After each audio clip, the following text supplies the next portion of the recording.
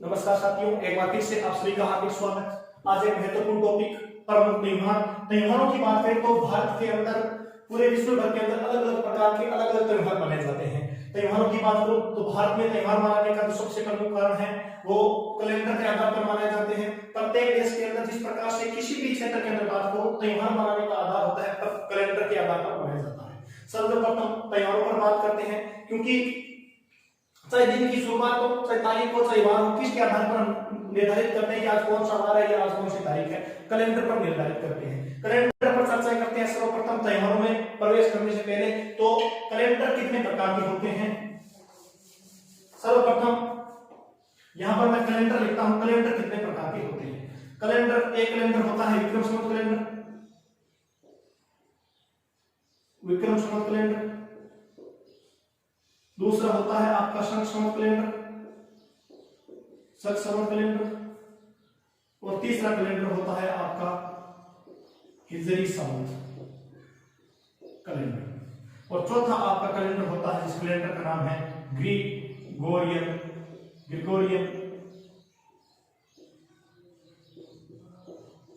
Calendar.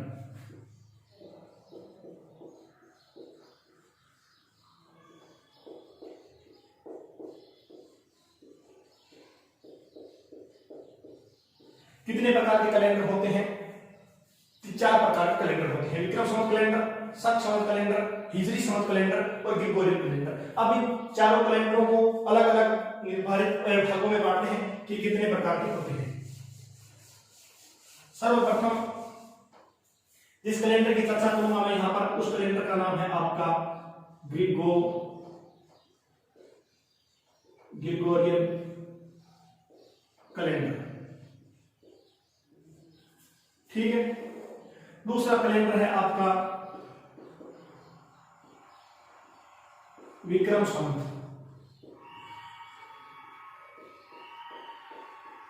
Calendar. तीसरा calendar है आपका शक संवत कैलेंडर। और चौथा कैलेंडर है आपका हिजरी संवत कैलेंडर। कितने प्रकार के कैलेंडर हो गए? चार प्रकार के कैलेंडर हो गए। अब ग्रिगोरियन कैलेंडर क्या है? अंतरराष्ट्रीय कैलेंडर होता है। कौन सा कैलेंडर? एक होता है अंतरराष्ट्रीय और एक होता है अंतरराज्यीय कैलेंडर।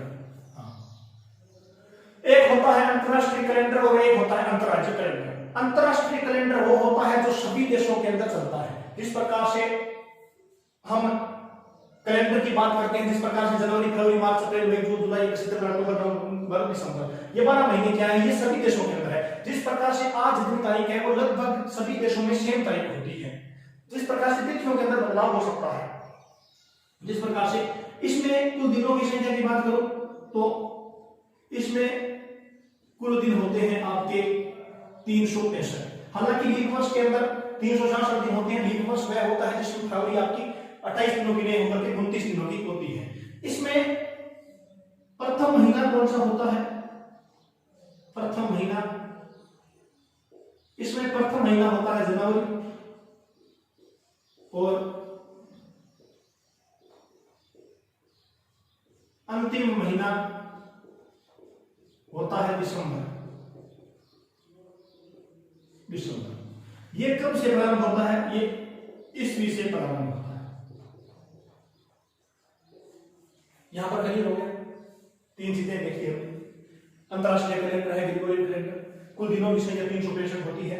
प्रथम महीना जनवरी होता है, अंतिम महीना दिसंबर होता है और ईस्वी से क्या होता है? प्रारंभ होता है। अब यहां पर देखते हैं क्या होता है। यहां पर ये क्या है? विक्रम संवत है तो इसका मतलब क्या है? ये अंतरराज्यीय कैलेंडर। कुल दिन भी देखें, कुल दिन 354। ये किसके आधार पर, गणना पर आधारित होता है? ये सूर्य गणना पर होता है या चंद्र गणना पर होता है? इस कैलेंडर की मैं बात करूं तो आपका जो कैलेंडर है विक्रम संवत कैलेंडर, ये चंद्र गणना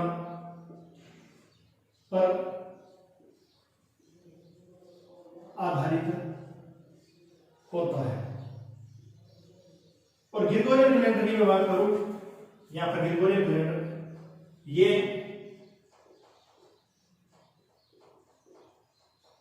सूर्य गणना पर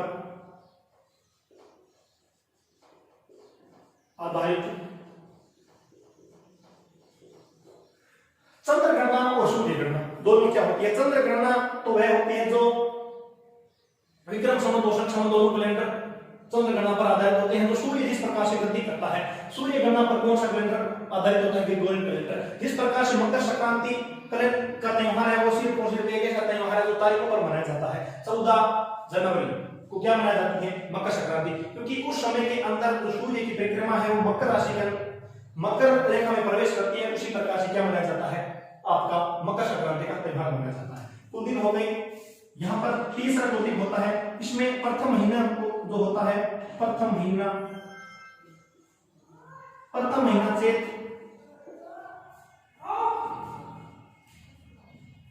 और अंतिम महीना आपका होता है फाल्गुन। क्योंकि नए साल की शुरुआत होती है, हाल ही में नए साल की शुरुआत हुई है, चैत्र शुक्ल एकम को नए साल की शुरुआत होती है और नया साल समाप्त होता है आपका चैत्र कृष्ण या चैत्र अमावस्या को क्या हो जाता है? नया साल समाप्त हो जाता है।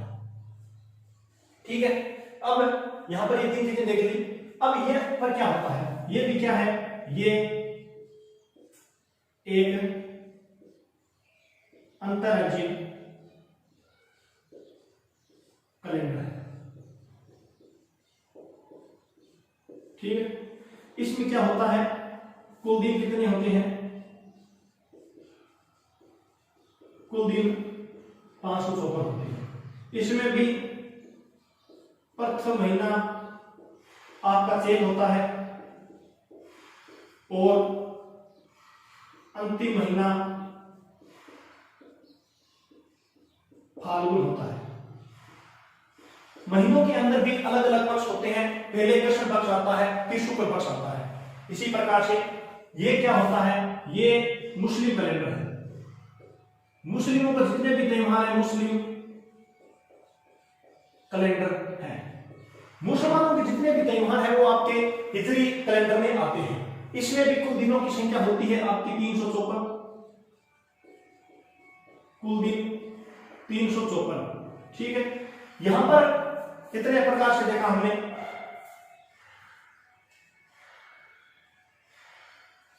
यहां पर इस प्रकार से हो जाता है और इसमें भी जो प्रथम महीना, इसमें भी महीना होता है। इस प्रकार से प्रथम महीना होता है आपका, वो होता है आपका मुहर्रम आता है और जो अंतिम महीना होता है वो आपका जिलहिज होता है, जिलहिज। मुसलमानों का प्रथम महीना जिस महीने के से मुसलमानों के त्योहारों की शुरुआत होती है या जिस प्रकार से नया साल तक लगता है वो प्रथम महीना मुहर्रम होता है और अंतिम महीना जिलहिज होता है। जिस प्रकार से हिंदू कैलेंडरों में प्रथम महीना चैत्र होता है, अंतिम महीना फाल्गुन होता है। फाल्गुन होली के बाद में वापिस चैत्र आ जाता है। इस प्रकार से चैत्र वैशाख जेठ आषाढ़ श्रावण भादवा आश्विन कार्तिक मास पूर्णिमा फाल्गुन, इस प्रकार से हिंदू त्योहारों के अंदर इतने 12 महीने होते हैं, उसी प्रकार से इतने में भी महीने होते हैं। अब आपके मन के अंदर यहाँ पर कुल दिनों की संख्या है 365, यहाँ पर कुल दिनों की संख्या है 354। ठीक है, प्रत्येक महीने के अंदर यदि 365 से मैं यदि आपको 365 माइनस 54, 11 दिन क्या बचते हैं? 11 दिन एक्स्ट्रा होते हैं। आपने देखा होगा प्रत्येक साल के बाद में आपका 11 दिनों का क्या होता है? एक्स्ट्रा बढ़ते हैं। इसी प्रकार से 3 सालों के बाद में जो दिनों की संख्या हो जाती है वो आपकी 33 हो जाती है। 3 सालों के बाद में एक महीना आता है, उस महीने का नाम होता है आपका टेरुडी वर्ष, जिसे हम टेरुडी वर्ष बोल सकते हैं। हिंदू कैलेंडरों के अंदर 3 माह के बाद में, ये माफ कीजिएगा 3 साल के बाद में एक साल एक्स्ट्रा होता है जिसे बोला जाता है टेरुडी वर्ष। यहां पर इस चीज को मैं समाप्त करता हूं।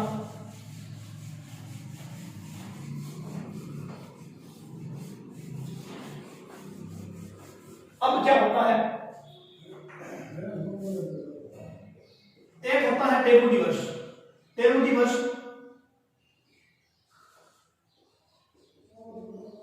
3 साल के बाद में 3 साल के बाद में 1 वर्ष, 3 साल के बाद में 1 वर्ष में 2 हिंदू महीने समान हो,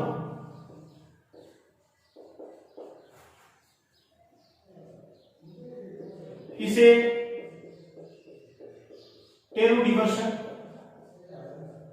कहा जाता है।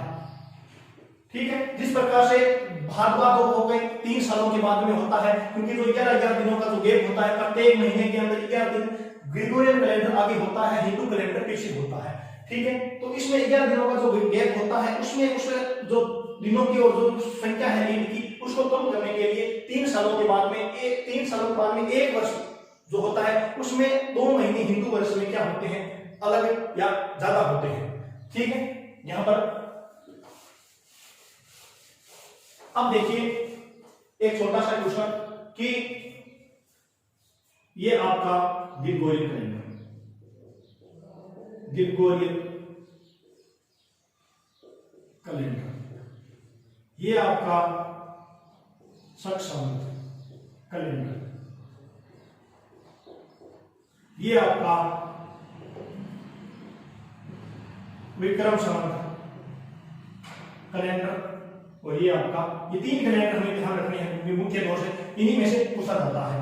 क्योंकि ग्रेगोरियन कैलेंडर में जिस प्रकार से वर्तमान में मैं बात करता हूं 2021 चल रहा है ग्रेगोरियन कैलेंडर के अनुसार, ये क्या होता है, शक संवत इस कैलेंडर से 78 वर्ष पीछे होता है, 78 वर्ष पीछे ग्रेगोरियन कैलेंडर से, और विक्रम संवत है वो आपका 57 वर्ष आगे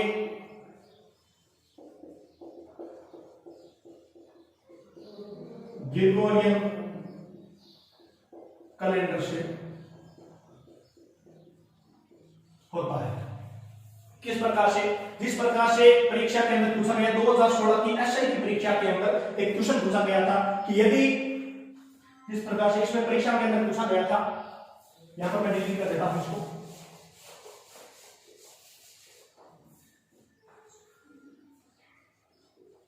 यदि विक्रम संवत 2035 है तो शक संवत होगा, शक संवत होगा। क्वेश्चन क्या था, यदि विक्रम संवत 2035 है तो शक संवत क्या होगा। विक्रम संवत 2035 दे रखा है, पहले हमें क्या याद करना होगा, पहले हमें ग्रेगोरियन कैलेंडर याद करना होगा, ग्रेगोरियन कैलेंडर। ग्रेगोरियन कैलेंडर किस प्रकार से याद करेंगे, क्योंकि 2035 दे रखा है, 2035 विक्रम संवत कितने वर्ष आगे होता है ग्रेगोरियन कैलेंडर से, आपका 57 वर्ष क्या होता है, ग्रेगोरियन कैलेंडर क्या होता है, आगे होता है। ठीक है, देखिए